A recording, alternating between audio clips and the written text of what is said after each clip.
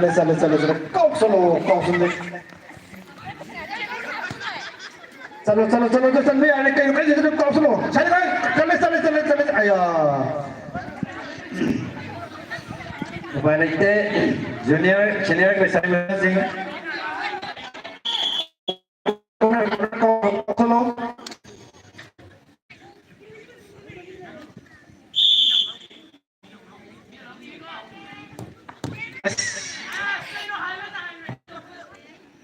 yang pasal turis yang pasal corner kau dah selalu balik merin dana pasal nggak tahu brand Aduh senior ki gue Mani nung nakao ko dong ini, mama nakao di araw ini. Mako mo yung nakao rin dong ini. Salma rin. Yaad rahe? तो junior तारे बेटे से कौन सा दे सलमान जब kilo कौन रे मुझे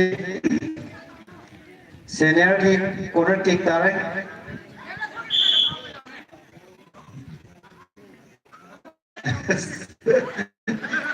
मतलब तो किसी ये नहीं बस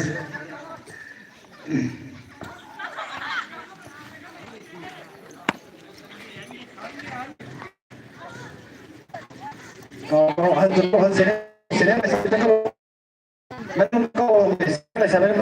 junior masih